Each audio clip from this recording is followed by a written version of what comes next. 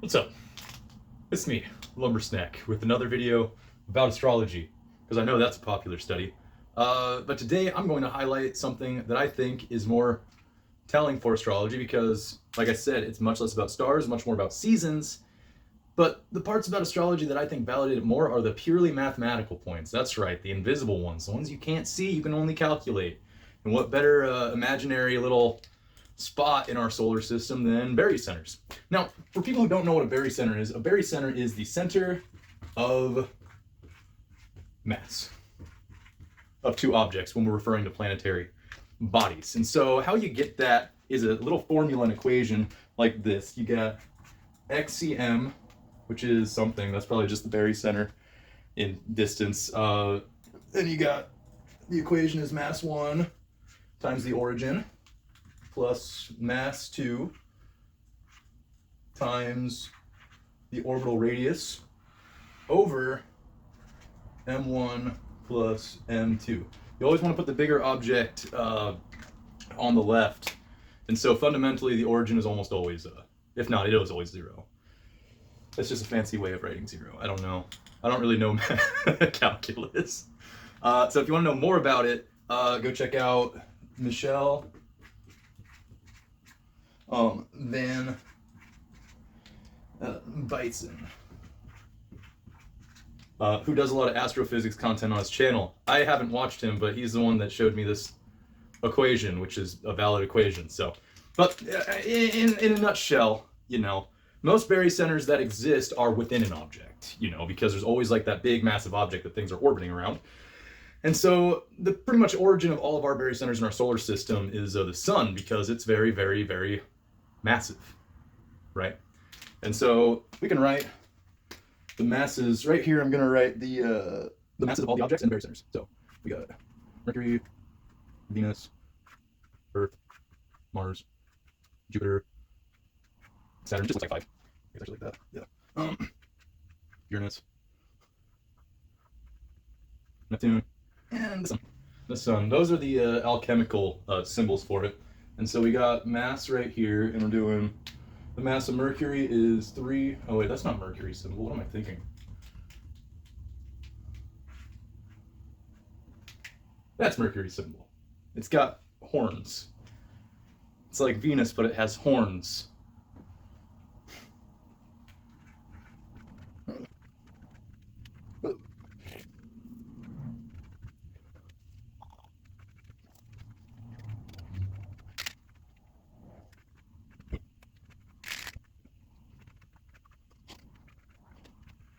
All right, and this is in kilograms.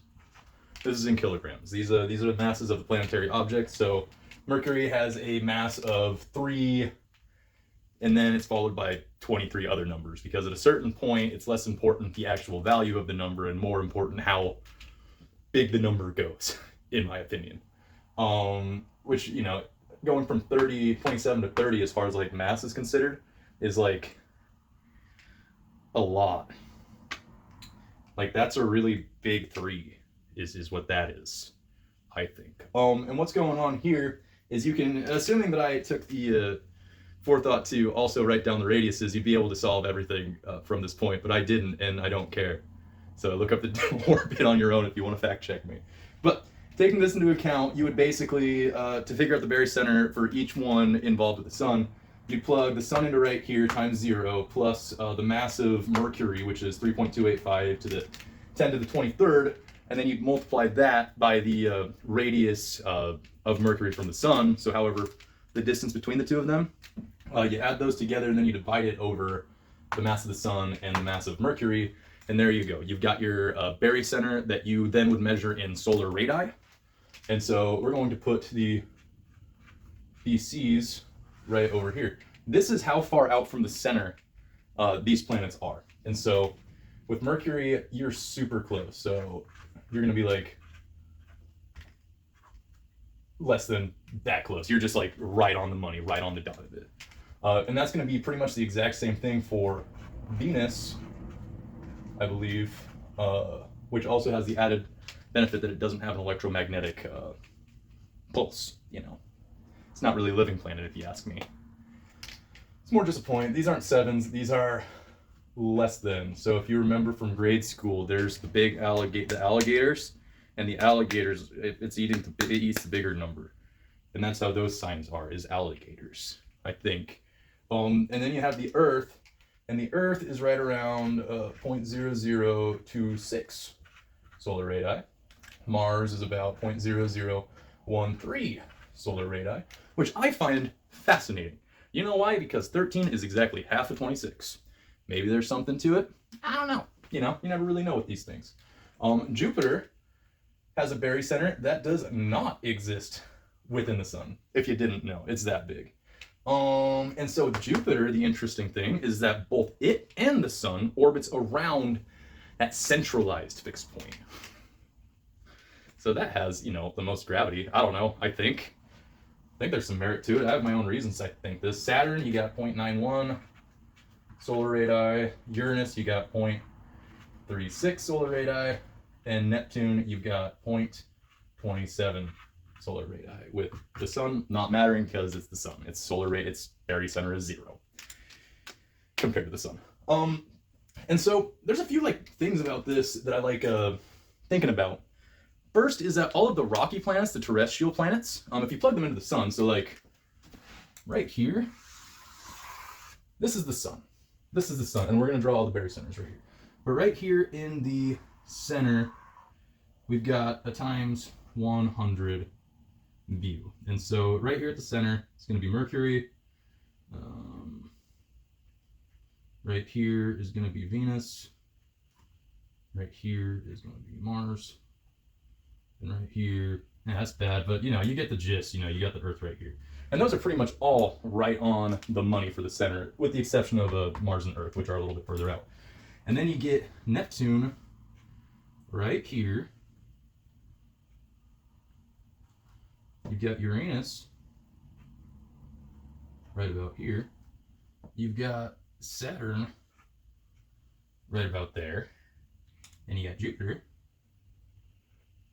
right about there. All right. Now, few reasons that I bring this up as an argument is I do believe in a higher power. I believe in one God that created pretty much everything.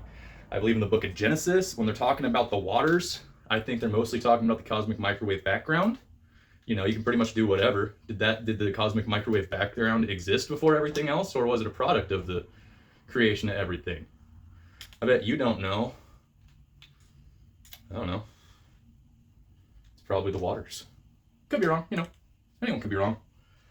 But anyhow, you look at stuff like this, and you have Earth outside of these, and then you have Jupiter, which is outside of these. So the big gas giants, they go in opposite order at this point. But something interesting about Jupiter is Jupiter has an orbit of 11.86 years around the sun. And that means that the barycenter either has, it means the sun and Jupiter orbit around that barycenter at the very least every 11.86 years, maybe more. I don't super know. I never took calculus. Maybe someday, sometimes I think it's important that I don't know those higher level maths so people can judge for themselves when they have that mathematical background. But then you also have some extra questions like the distinction between Uranus and Neptune. Because if you don't know, Neptune exists past Uranus. It's the 8th planet, technically our last planet, if you don't count Pluto and Chiron. But Neptune has a core that is hotter than Uranus. And I'm not saying that this is the tentative reason why, but I'm not saying that maybe that doesn't have something to do with it. It might not, it probably doesn't, who really knows? All I know is that when you calculate the barycenters, Neptune exists closer to the sun than Uranus. And like I said in my video about Uranus, you know, I think that it's tentatively the firmament in the book of Genesis, that first chapter, that was tilted on its side to create a dome to trap the waters within, which would be the MGE, the magnetic gravitational effect, or the magic God energy that I truly believe exists.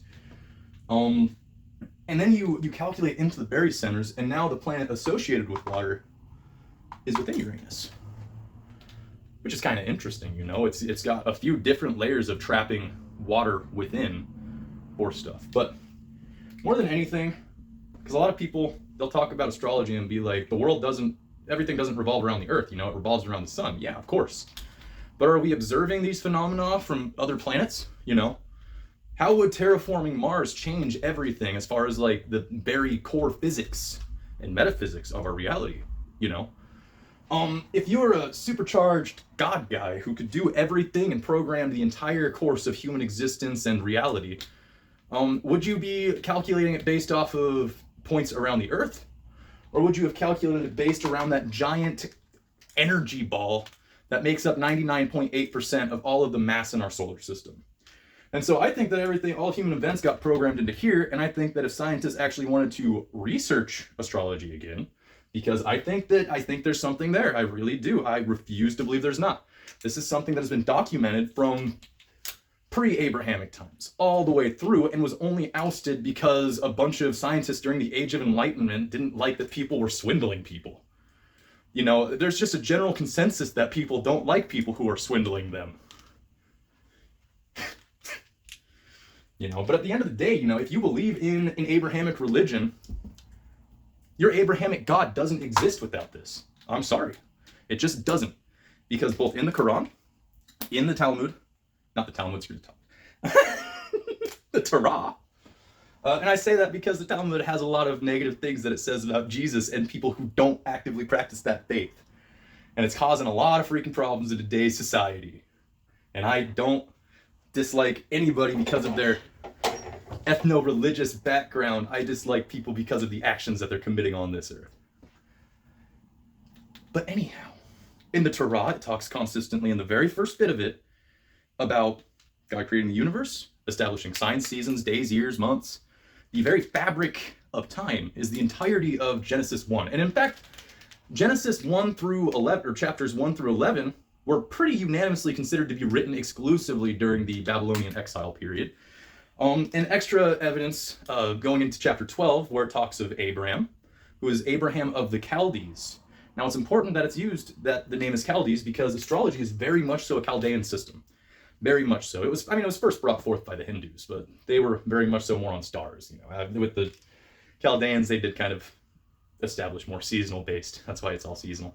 But regardless of that, you know, I think gravity has a big play into it, because if you didn't know, India, which is where Hinduism originated, which is the first declared religion. And what's interesting about Hinduism is that it doesn't have one centralized prophet, and they do have a holy book. It's called the Mahabharata, and I've listened to it on audiobook while I was working at a factory, and it is a very interesting book.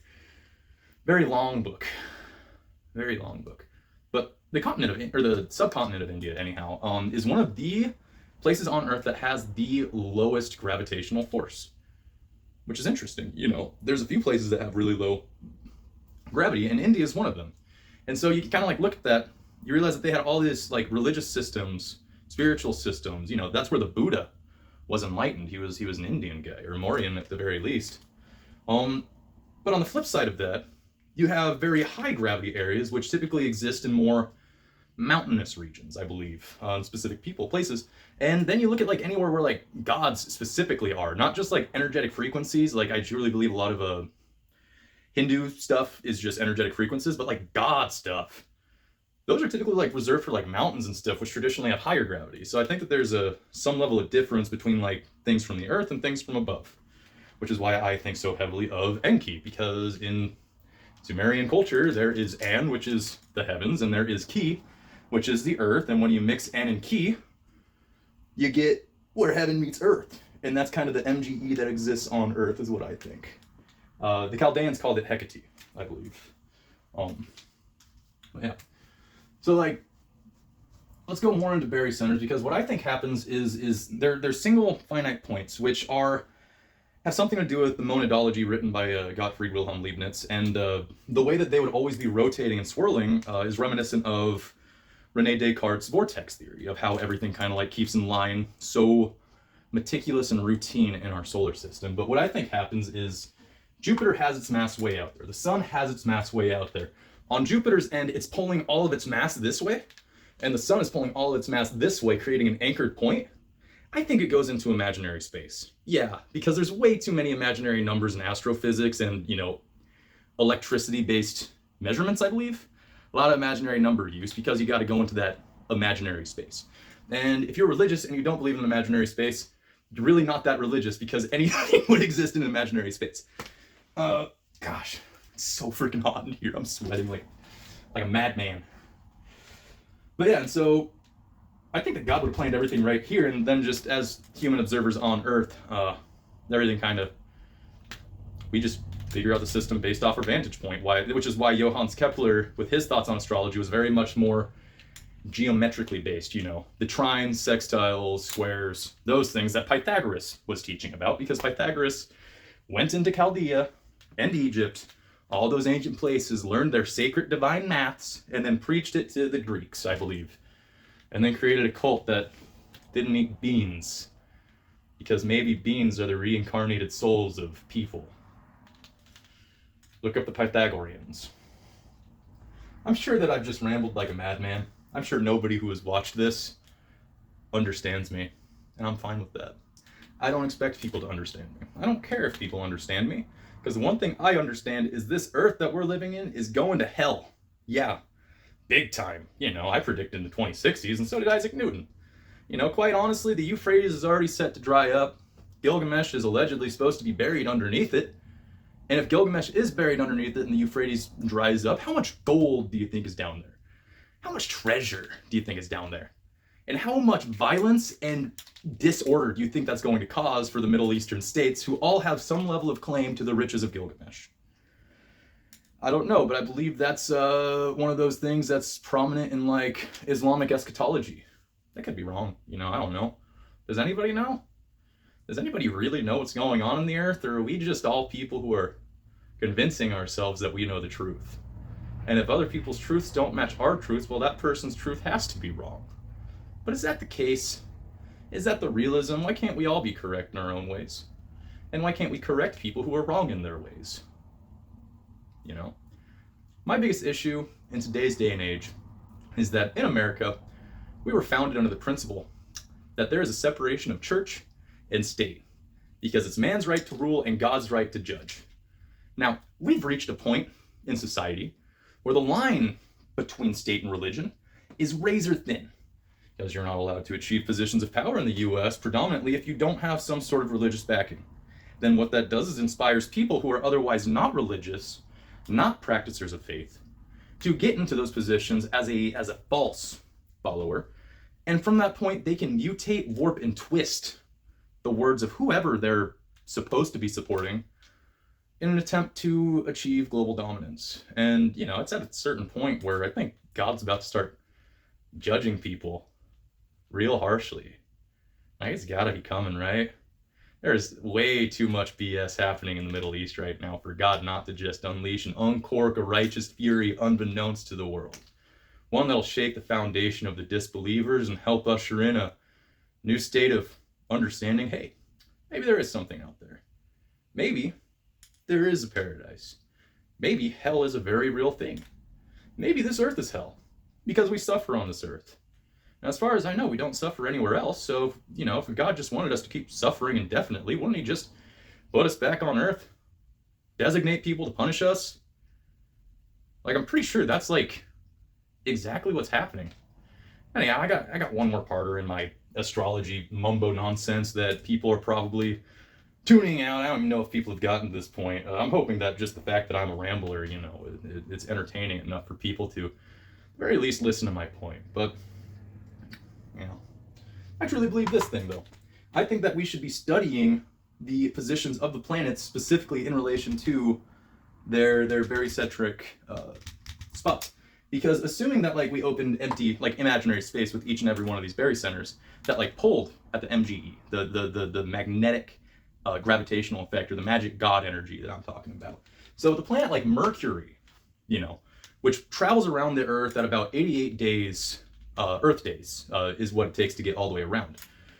Whenever Mercury would be going in retrograde, it would be the point that is pretty much directly on the center of the Earth. At the very least, it would be the first barycentric point that would tug at the electromagnetic framework of the sun. And so when we go into retrograde, it's essentially saying that Earth is right here and Mercury's right over here. And so when Mercury goes into retrograde, it would be pulling the MGE first directly away from Earth. And through the entire retrograde period, that would be how it goes, using varying levels of intensity until finally it starts pulling it right back at Earth. And that's kind of my thoughts on this kind of stuff. Anyway, thanks for watching. Hope you have a great day.